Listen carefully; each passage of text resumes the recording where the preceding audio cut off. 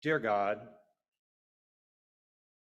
today, let us create a masterpiece in the way we talk to ourselves, in the way we help those in need, and the way we serve others as Rotarians.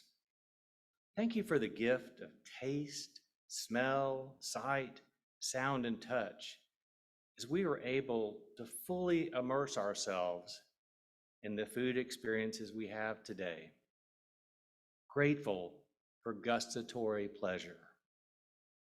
Today, let us create a masterpiece in the character of who we really are. Amen.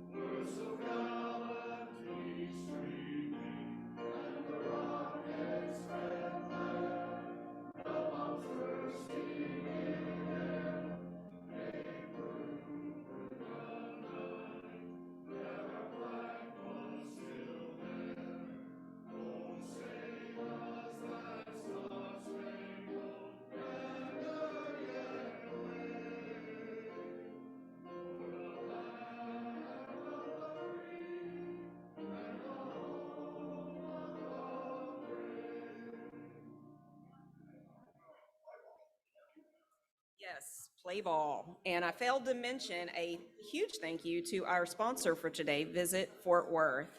And now we have our chairperson of the day, Greg Carter, Managing Director, WRG, to introduce our program.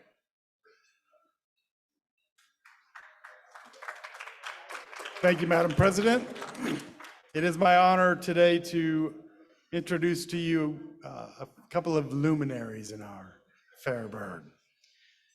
First, Chef John Bonnell, husband and father of two, graduate of Vanderbilt University and the New England Culinary Institute, author of 3 cookbooks, has made over 100 television appearances, including the Today Show, The Early Show, Good Morning America, Nightline, and ESPN's Game Day. Executive chef and owner of the Bonnell Restaurant Group, whose operations have been consistently rated among the top in the nation. Distinguished as one of the foremost experts on wild game and Texas cuisine. A recipient of the Walter Kaufman Lifetime Achievement Award. And for his work during the pandemic of 2020, he received the Entrepreneur of Excellence, the Silver Lining Award, and the Outstanding Philanthropist Award. He is a wine educator, a culinary instructor, a distance runner, an Ironman triathlete, and a gift of charity to our fair community. John Bonnell. Thanks for coming. Mr. Bud Kennedy, fabled and respected journalist, Fort Worth born and raised. He began his career covering high school football at the tender age of 16. He's been a writer for The Statesman, The Times Herald, and The Morning News. He's been with The Telegram since '81. He has covered 2 Super Bowls, 7 political conventions, 16 Texas legislature sessions. He is an author, a columnist, a correspondent, a critic, an opinion maker, and an influencer. And he is also an Epicurean, a bon vivant, a Texan at large. He's written more than 2,000 columns for Texas dining, restaurants, and food. His Twitter, Eats Beat, has over 12,000 followers. Gentlemen, on behalf of our community, you have the stage.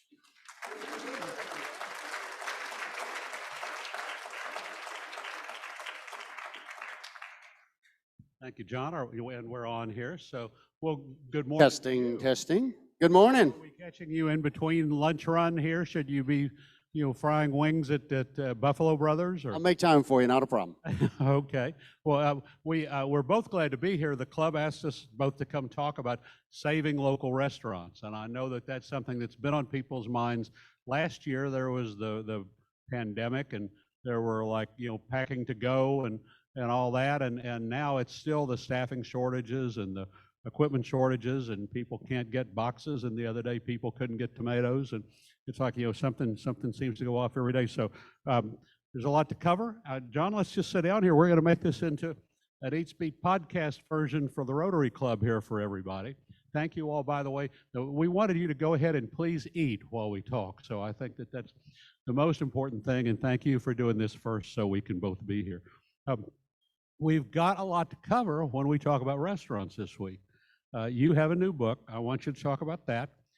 This week is the Fort Worth Food and Wine Festival, and I know that's close to your heart. I want you to talk about that and how people can be involved.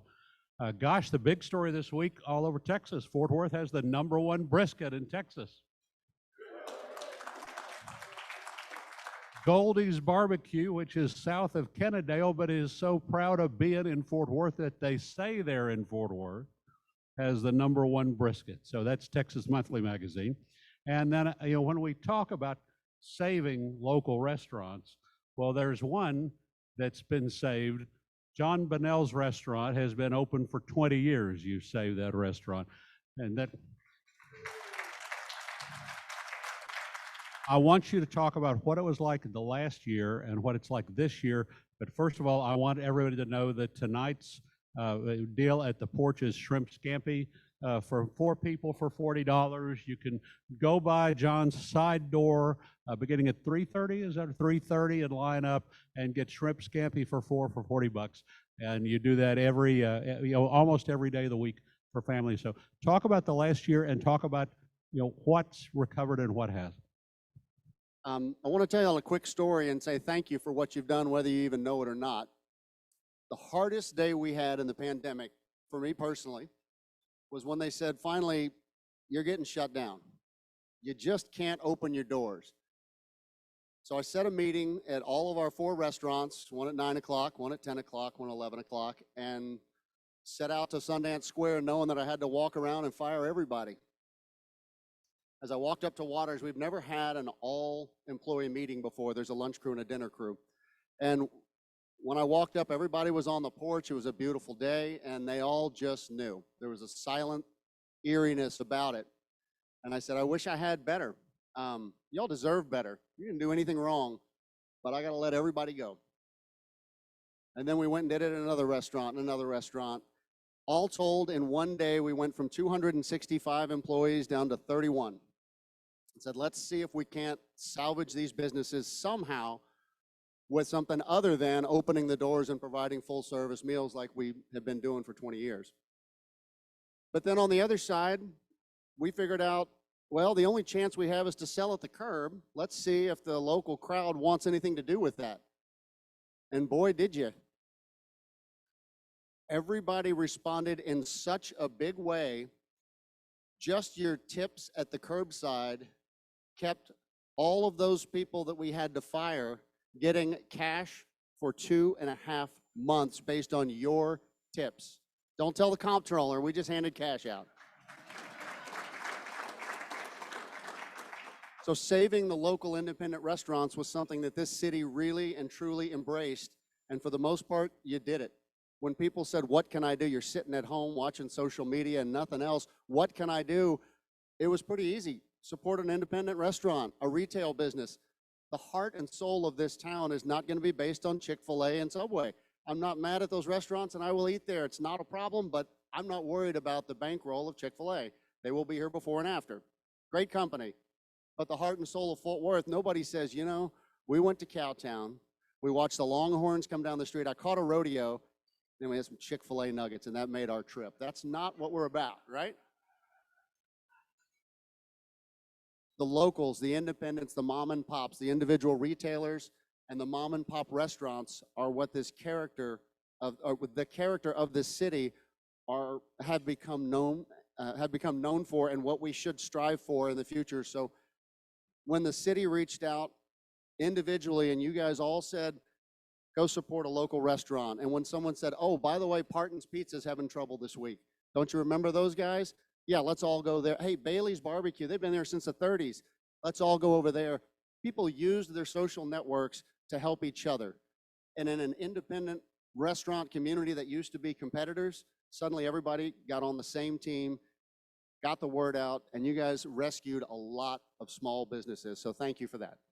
Oh, that was one of the most important things, to see restaurants promoting each other for the first time. And the people I trust most when I'm reading comments, anything on social media about restaurants, are the people who talk about something besides their own restaurant, who tell me about how great other restaurants are. Those are the people who I think are really doing something constructive. John, you went out and supported all these small operators and small business people who have 5 tables and 10 tables, and whether it's carpenters or smokeaholics or any of the really small restaurants in the city, that really made a difference. Now, talk about what makes the difference now, and now that we're kind of back, we're vaccinated, ventilated. I tell people those are the 2 most important things: vaccination and ventilation. Be sure that you have lots of those, and you'll be ready for the next little fluctuation that we have in the spike. But now that the business is coming back, people are coming back like crazy. They want to dine out. What do people need to keep in mind now as we're ready to go out and we see restaurants with shorter hours, less staff, slower wait times, and now the challenge is dealing with the people who are back? I will say the best and worst news is that, man, we're busy again. It is great to be busy. We love seeing your faces again. We love being open more than anything, but everybody's having trouble finding staff. And if I could ask one thing, continue to support your local restaurants, obviously, but just a little bit of grace. If the service is a little slower, don't take it out on the one there. They're the people that showed up. If they're out of 2 or 3 of your favorite items, it's not their fault. It's sitting on a truck or a cargo ship somewhere. If the prices have to go up, no one's gouging you, I promise. The price of chicken wings went from $70 a case to $195 a case in 2 weeks. That's just one item. Everything I know has had some kind of a price fluctuation, real big change somewhere along the line. There are certain styrofoam to-go containers that we've been told won't be available for at least a year. So if somebody was used to getting these clamshells and putting the to-go food in that, you got to find something else. Yes, it may be more expensive. Maybe those are a $1 container instead of 30 cents a container. If I could ask one thing, at all the independents especially, keep supporting them, just a little grace. Thank you. What John said about the small independents, I've always written in 30 years writing Eat Speed to support small local restaurants. If you love Chili's, if you love Olive Garden, buy stock in it, take your stock certificate home, look at it, love it, whatever you want to do with that. But the restaurants to really love are the ones that bank here, that do business here, that buy their supplies here, and they have local workers, but they do all their business here. They're connected to the community. The restaurants, John, some of the restaurants that had the greatest public support, they collected back all the years of good community spirit. There were little mom and pop pizza places and taquerias that I've been saying for years, how can they afford to support all those little league teams? And all of a sudden, all the community came pouring back. I think Russell Kirkpatrick probably had the best line that I remember when we were starting the Fort Worth Food and Wine Festival Restaurant Worker Relief Fund. We were raising money just to try to support the workers who were displaced. He's the general manager of Riata Restaurant. And he said, do you remember for all those years, you always called us and asked for donations for your little league team, for your charity, for all of your schools. Today we're calling back. That was one of the best lines I heard. I thought, there has only been once that we've turned around and said, hey, it's our turn, we need you. And man, did you show up. Let's talk about what restaurants did last year and then what they need to do now. I thought that one of the biggest innovations, the people that really survived and thrived last year, were the ones who used social media. Some of them were skilled with social media. Some of them got up to speed quickly, but they suddenly, little cafes like Bluebonnet on Haltom Road got their Instagram pictures out. People put their daily specials out. John, of course, you could count on every day, John would have a picture of that day's special and tell you how much it was and what time to be there. People who would use Facebook, they would use Instagram to reach a younger audience, and they would get the news out. I think that is really what made Hurtado Barbecue such a great success and put it in the Texas Monthly Top 50 this year. You know, Hurtado Barbecue is good. He deserves to be in the top 50. I don't, you know, there are a couple others that are smaller that are good, but his experience in marketing and social media gave him the oomph and brought people from all over the state. And now Texas Monthly is getting all this criticism on social media about why isn't Brandon Hurtado ranked higher. I think social media and the aggressive use of it, being out there every day with a picture of what you're doing, tell people what you're cooking, tell people how much it costs, tell people when to come get it, and being out there is a big change. I think another big innovation was online ordering. A lot of restaurants, obviously, we don't do that at Bonnell's when we go and sit, but you know, online ordering when you can sit in your car at your laptop at home and order exactly what you want down to the tweaks and the special order and all that, and then just go pick it up. I think that has been good both for customers and for restaurants because they don't have to answer the phone, taking calls over and over again. I remember Dorothy at Summerhill House on Magnolia 20 years ago. Dorothy had a payphone on the wall, and it would ring off the wall the whole lunch with people wanting to know what the lunch special was that day. And Dorothy would just walk over and pick up the phone and say, "Come down and find out," and hang up. Well, online ordering is a way to take care of all that. And then family meals like you've done, and I think that you see Biblos has been really successful with their packs, and Nish has this great family pack on River Oaks. The fact that people come and they know they can get enough food to feed at least 4, probably 4 or 6, and maybe save some for the next night for a reasonable price. I think those are the 3 innovations that really got people through it last year. What do you see that helped people, and what is the industry keeping out of all the changes? I think you're right on the money there. Having to shift to fit the need of the day was what we did. And if I never hear the word pivot again, that's fine. But wow, that's what everybody had to do. And the nicer the restaurant, the bigger the pivot. It was pretty easy for us to take Buffalo Brothers just to a to-go model. Pizza already goes in a box. We already know how to do that, and we used all those delivery services from Grubhub to DoorDash and all of them. If you can, please pick up instead. Some of those charge up to 30%, but it's easier on the restaurant when you pick it up. But using to-go service was something that was easy to do for the casual restaurants. I didn't say anything about StubHub or DoorDash either. It costs the restaurants money. Go get it yourself. So when we looked at it from the perspective of Bonnell's and Waters, that model wasn't going to work. If you can't open the door, you're not running a wine program and you're not selling oysters on the half shell and buffalo tenderloin, it's just not possible. So we sat there all day over a few beers and said, what in the world could we do that will be a financially, stable way of continuing business with only 6 employees? We can't even answer the phones and take orders. We don't have anybody left. We're 2 people in the front of the house, manager and assistant manager, and 4 people in the kitchen. So we said, well, the only thing that's going to work is that we need to feed the highest volume of customers for the lowest possible price. And that's where the family meal idea came up. So during the pandemic, those that said we just need to feed more people in the most efficient way without costing a lot of money, those are the ones that succeeded and came through it. How many of the family meals were you doing at the height, and you're still doing it? Why are you still doing it? How many are you doing now? Yeah, it's shrimp scampi tonight, that's right. So we're still doing them because everybody lines up every day, and as long as everybody keeps lining up, why stop it? It's still working. So during the height, within the first few weeks when we were really under quarantine and weren't even supposed to be leaving our houses except to go places like that, we were feeding 600 to 700 people a night. We're feeding about 200 to 250 people a night now. In the first year, we fed over 82,000 with 4 people cooking. It's really been phenomenal. It's really been phenomenal, and I guess this is the time to say this is a lot of what's covered in your book. So the book, we called it Carry Out, Carry On, a way of chronicling what happened in a year.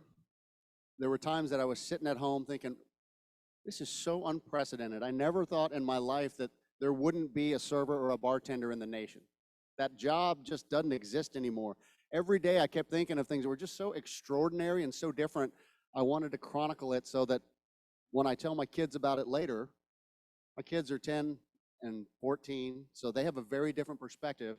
And I didn't lie to them, but I sheltered them a lot. I think they probably had a pretty fun year. They got to take spring break all the way through the next year, right? Dad was home cooking a lot. We spent tons of family time. So I wanted to chronicle and write this book on exactly the good, the bad, the ugly that happened for a year. And I didn't know when to finish it. When the governor had a press conference and finally said, we are lifting all restrictions, we're done, I said, perfect, that's the period at the end. So I just said I wanted to do a year of, from the inside of the restaurant, what our perspective was. Looked a little different on the outside of the curb than what was going on inside, but anyway. There are three things that I think the restaurant industry has adopted that probably we'll see. Obviously, one, the first law the legislature passed when they got to Austin, probably they should have stopped there and come home. Booze to was go. Liquor to go. Booze to go was the very first law that was passed. Charlie Guerin, Craig Goldman brought it to the governor's desk. The governor got it signed.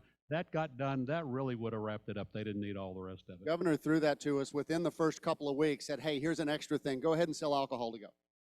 Not in an open container, of course.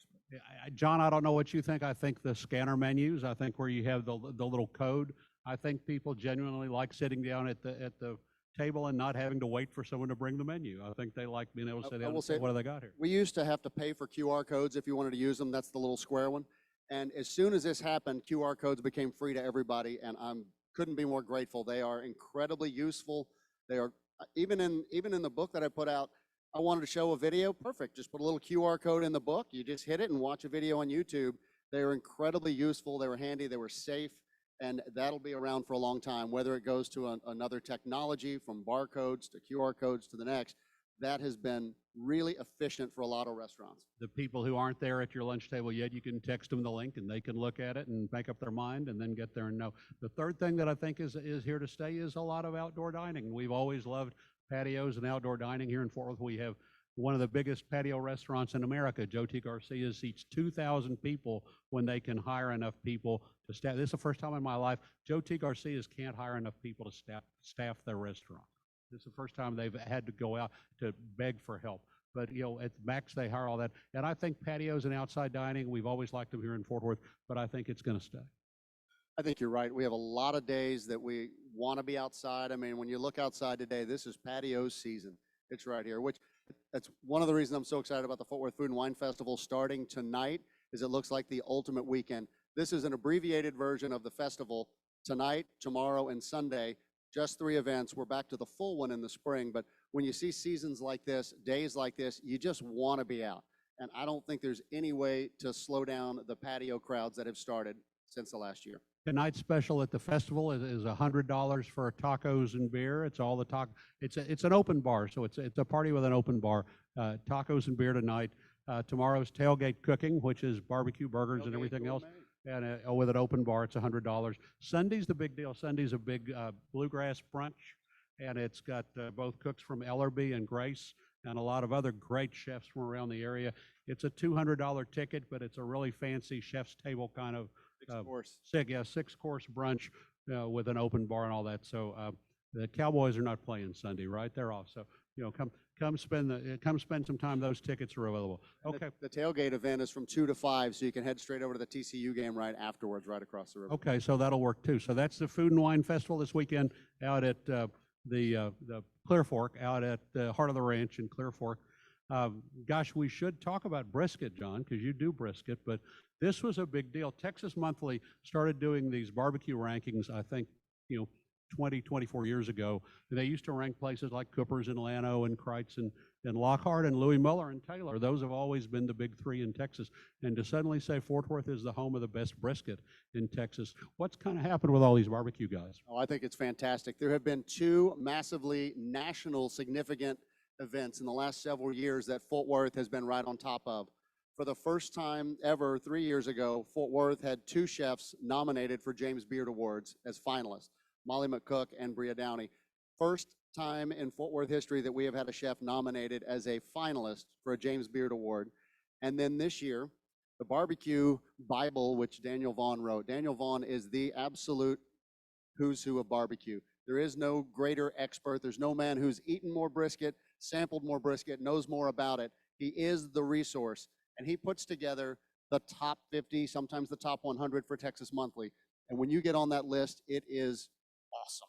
Aaron Franklin in Austin with his little barbecue joint, his little kind of a single wide trailer deal, was launched into an overnight success because he got #1, deserved every bit of it, even won a James Beard Award, which has never happened for barbecue, as a best chef in the region. Fort Worth just hit #1 and #10 in the top 50. We got 5 others, I believe, all on the list. This is really a huge deal nationally, and I think it's about time Fort Worth got a little recognition. There's some decent food around here, you know? This is special craft. This is prime brisket they're doing, craft barbecue, small batch. Goldie's is only open 10 hours a week. They're open Friday, Saturday, and Sunday at lunch. So they can do really good. It's always perfect when you go there. But, now it'll be crowded for a while. I heard at Panther City yesterday there were 90 people in line. Goldie's is #1 in the state. Panther City, which is at Pennsylvania and South Main, is #10 in the state. The others, Craft at Lola's, yeah. Dane's Craft at Lola's also made the top 50, along with Smokeaholics on Evans Avenue, and then Hurtado in Arlington. Those were all in the top 50. Derek Allen over there by the hospital. Derek Allen made the top 100, and let's see, there were some other. Was there someone else in Fort Worth? Oh, Heim Barbecue. That's right. Travis. Okay, yeah, made the top 100 in the state. So yeah, Smokeaholics was in the top. Was in the top 52. Smokeaholics are over on Evans. You got 2 places by JPS over there, Smokeaholics and Panther City. None of this barbecue list is underwritten by Baylor Scott and White anyway, as far as I know, but it probably should be. John, I know I want to leave a little bit of time. I want people to be able to ask questions. Is there anything else that comes to mind about this year now, what restaurants are doing or will be doing next? I think what's amazing to also see is where Fort Worth has come in our dining scene. And I think about growing up in, in the 80s, if you were going to go to a nice restaurant, you were either going to a country club or a European restaurant. The London House, the Swiss House. Any house. I told people in Fort Worth, you go to a house. Go to a house. Make it sound European, and you're going to be all right. We still have an incredibly large country club scene. Per capita, I don't know any town that has as much country club dining as Fort Worth, between all the regular clubs, the Fort Worth Club, the City Club. There are lots of them. But the cuisine that you see in the restaurants that are popular now, I could not have imagined a Thai restaurant in the 80s. It wouldn't have worked, and we got 9 of them now. We have Indian food. We are growing in every single direction, and I think it's an absolute testament to the people of Fort Worth that we will embrace all of it. We're not just barbecue and chicken fried steak with enchiladas on Wednesday night. There is a massive dining scene with room for everybody, and this town is embracing it, and it's become nationally recognized. When people say why they come to Fort Worth, dining got up to #2 in the last one. You left out chili, barbecue, chicken, fried steak, enchiladas, and chili. Go over all the brown food groups there. Anybody have any questions? You have the leader of Fort Worth's restaurant industry here, and I'm just a guy who's eaten a lot of them, but go ahead.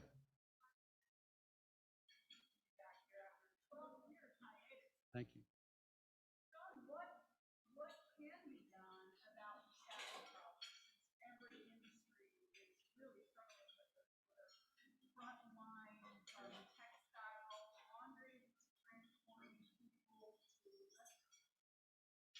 Man, it's a little outside my jurisdiction.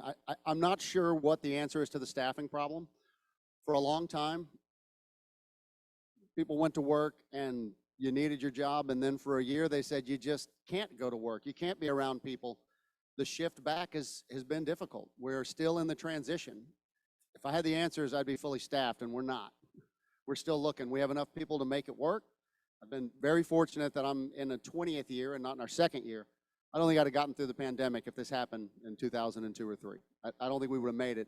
We know a lot more. We have a social media presence, and we have staff that's been with us a long time and couldn't wait to come back. That's been great, but I wish I had a better answer for you on how we get out of it. I'll just say be kinder and tip more, because the restaurant workers I know, say, well, I got a better job staying home processing insurance claims from COVID, or I got a better job staying home, booking hotel rooms or something like that. And so they don't have to deal with mean people. And you have, I'm sure there's some people in here who like to pick fights about masks, but you have a term. Yeah, we found a new term for people last year. They were called mask holes.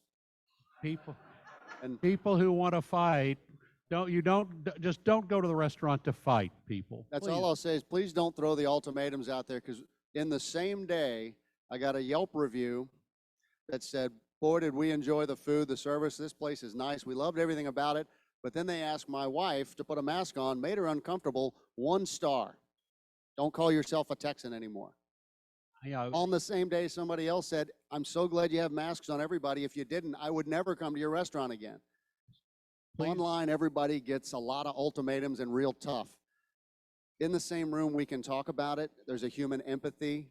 We didn't want to be in charge of masks, but they said, we'll take your liquor license away if we walk in and nobody's wearing them. So we had to enforce the rule. I think it was a good idea to wear them, but I didn't want to take sides. And online, it just gotten ugly. So Just try to be nice. The other thing that I'll say, John doesn't have to weigh in, you know, without weighing into the politics of this, I'll try not to wade into the politics of this. 27% of the workers in the restaurant industry are immigrants. And when you have an administration that limits immigration, no matter whether it's authorized or unauthorized, you limit growth and economic development in the restaurant and hospitality industry. You don't have immigrants anymore doing the work in the kitchen, doing the work serving. We have had illegal immigrants in the city who rose to become prominent chefs. You know, and when you don't have people here anymore, no matter how they come, that's going to limit your talent pool. Restaurant work, it's very politically dangerous to say that, but I wanted to bring that up. Somebody else had a hand up. Yes, sir.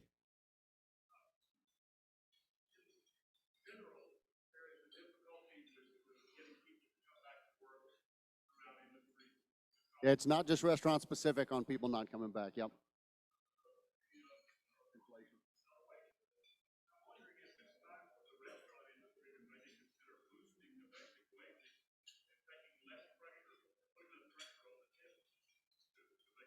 Sure. There are restaurants around the country that have talked about, what if we just had higher prices on the menus and stop asking people to tip anymore? It has met with very limited success in only a few areas and been rejected in a lot of others. I don't know that as a society or as a community here, we're ready to say we don't tip anymore. And I don't think people are ready to say, wait a minute, it's a $70 entree, not a $50 entree? Well, why is that? It's going to be a very difficult transition if we go down that road. Right now, pricing is about as high as people are willing to tolerate, and wages are about as high as they could possibly be, narrowing the profit margin down to just a sliver. So it's really hard to try to think we could make a radical change and say, all right, we're going to change the entire way we do it. And if a server comes in and knows exactly what they're going to make, you think they're going to give you as good a service as if they come in thinking, man, I can't wait to see what I can do tonight. So I still see the motivation in people that walk in and say, when I smile and when I do it right, I get better tips. Something about that still works for us. So I'm not ready to see it go just yet. Yeah, great service works. When I started writing about restaurants in the Star Telegram in 1987, I just tell people now, is back in the last century, the standard in Fort Worth, the expectation was a $5 lunch and a $7 dinner. And that's what people look for. You know, now the expectation is a $20 lunch and a $25 dinner. And, you know, can you imagine if that went to a $25 or $30 lunch and a $40 dinner, you know, a $50 dinner, just eating out at a normal place at Charleston's or Lucille's or somewhere like that. And so price is a real sticking point, and it's going to be more of a sticking point as supplies and labor grow more scarce. Another question, one more question? Yes, over here.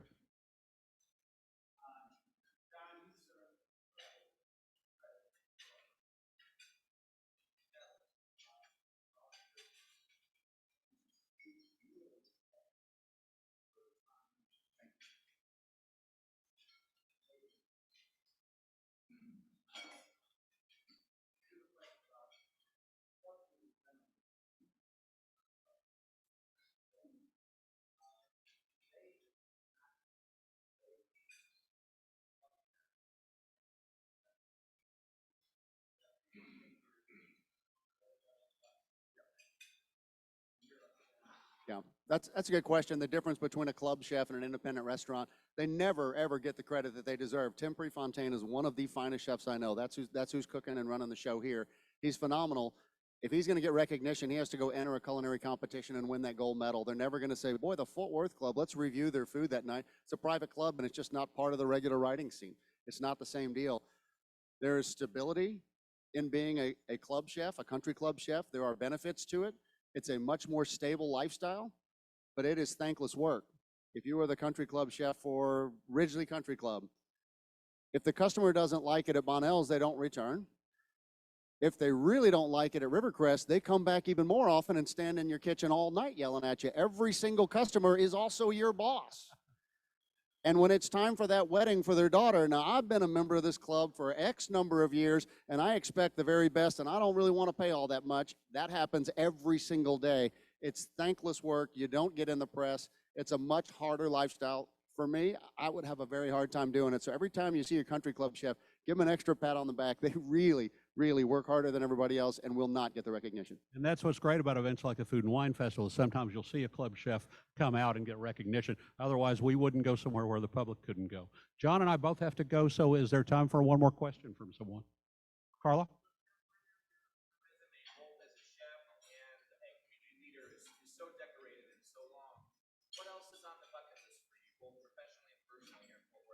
Opening another restaurant, John's Grill, hopefully by about May or June. So that's the next one. My brother and I have started raising cattle, and we are crossing Akiyushi with Angus, thinking we can come up with an incredibly heart-healthy and very high-end tasty beef. We've got our first few animals already processed, and we really like what we've got so far. The problem with cows is they only have 2 ribeyes and 2 tenderloins and 2 strips, and there's a lot of cow left. So John's Grill burgers and brisket will be the next concept, and we've leased the old Aardvark spot over there by TCU. Some of you may remember it as the Hop, the Aardvark. So you'll see construction start hopefully in January on that one. Next one is, let's see if we can't get all the way farm to table with raising our own animals and doing a heart-healthy beef option there. So. Thank you all. Thank you all very, very much. Diane and John's Restaurants. Follow John to learn about other great restaurants. Look for the small, unique, local restaurant in your neighborhood. Support them, spread the word, tell everybody. Let's save Fort Worth restaurants and local restaurants. Thank you, Rotary Club, very much. Thank y'all.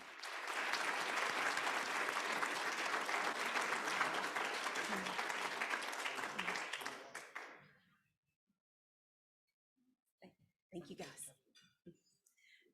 Thank you very much for that. I will say that Chef's gumbo at Waters is some of the best gumbo that I've ever had. My dad's from Louisiana. I know gumbo, very good gumbo. So now we are back to the business of our meeting. We had a little bit of a backwards meeting so we could get Mr. Kennedy out to his next engagement. So now we will go to the 4-way test, which drives things that we say, think, and do here. So if you'll repeat it with me. 1, is it the truth? 2, is it fair to all concerned? 3, will it build goodwill and better friendships? And 4, will it be beneficial to all concerned? And now we welcome Ed McLinn, Managing Director, Larkin Addison LLC, to welcome our visiting Rotarians and guests.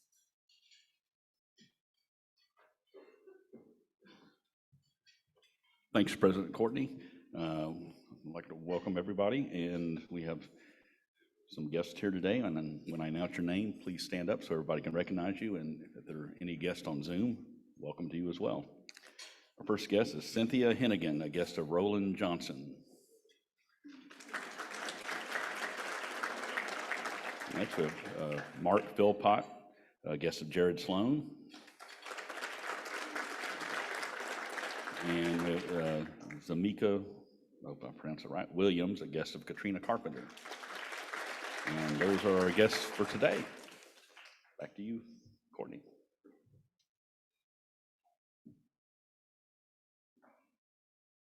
And this is a test to see if I can get up and down without falling down today. And so now, a moment some of you have been waiting for. It is time for our newscast, delivered by Ann Sheets, retired CEO of Campfire First, Texas.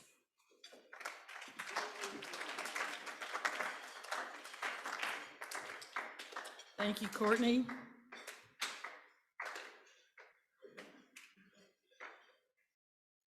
Oops.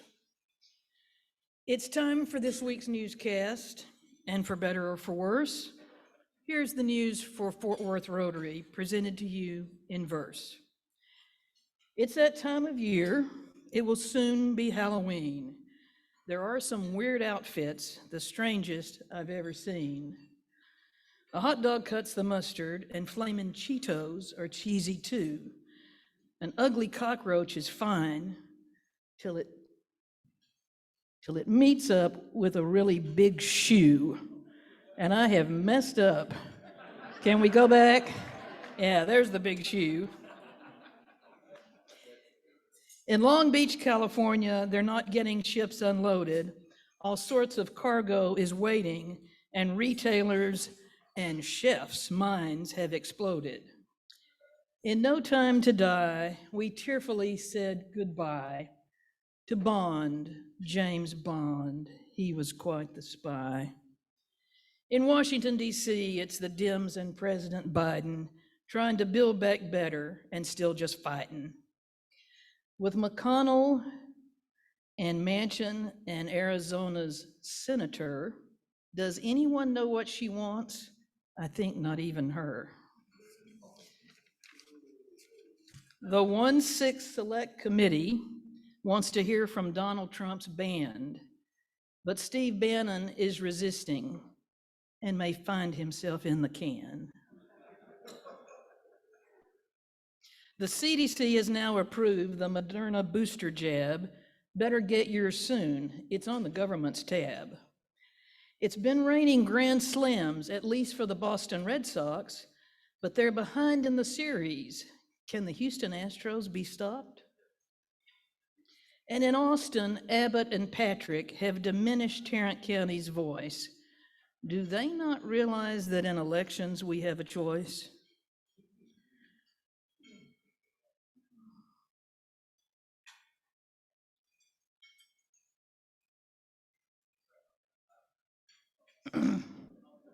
There you go. Today we got to hear from John and Bud about wines and foods. Lucky for us, we got the two food dudes.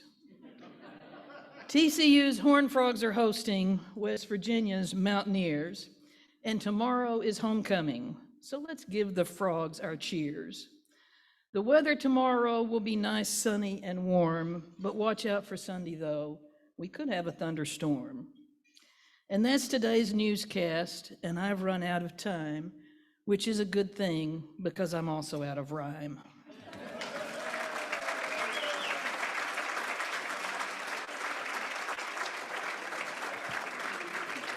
Thank you. Thank you.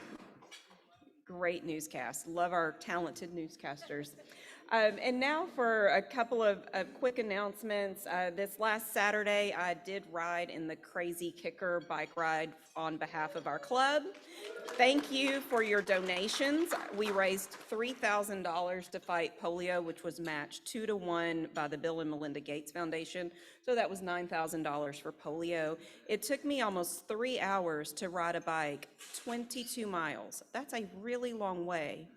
And at one point, going up one of the mountains, I didn't realize you could ride a bike that slowly and still continue to be upright. So I earned every bit of that $1,000 an hour. So next year, I nominate President-elect Sean Snell to ride the bike. This weekend, we will be planting bluebonnets tomorrow, and our district governor will be joining us. So if anybody wants to come out and help plant bluebonnets that we'll see in the spring, see Sean or Aurora. And then next week, we will bring our costume contest back. Last year was just scary enough, so we just forewent Halloween costumes. So next week, dress up in your best and we will find an award for you. And now we welcome to the stage Richard Knight, Vice President and COO, Knight Waste Services, for a Rotary Night at Casa announcement.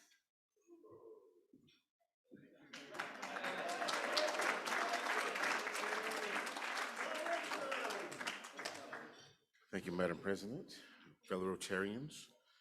I need an audience participation, and without dating yourselves too much, myself included, show of hands, who enjoys popular music from the 50s and 60s?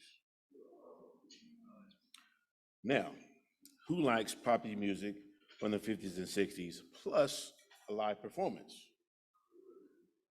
All right, we're in for a treat. So we have a unique opportunity, thanks to our fellow Rotarian Carrie Hunsucker at the Casa Mañana Theater, to participate in, drum roll, slide please, Rotary Night at the Casa. So we will enjoy a live performance of Smokey Joe's Cafe, the songs from Leiber and Stoller, on Wednesday, November 3rd. That's a week and a couple of days, 7:30 p.m. The tickets for this event are, get this, $20 each. Normally $45 and up. So how this is going to work is go to the Rotary Club website, go to the calendar tab, select the date and your number of guests for the evening, and your tickets will be available either will call or electronically sent to your smart device. So you can actually get your phone out now if you care to. The link does work. I got my tickets last night, so catch up. So the initial ask from CASA was that we get at least 20 Rotarians to participate. I think we can do better than that. What do you think? Excellent.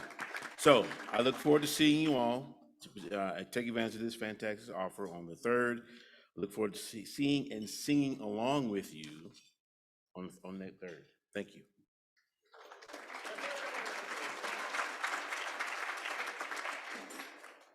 And now for a first reading and 2 second readings, I welcome to the stage Rebecca Montgomery, Principal, Montgomery GR.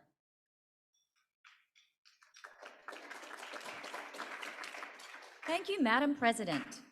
Good afternoon, everyone. We have one first reading today. Maria Mason, classification, real estate sales.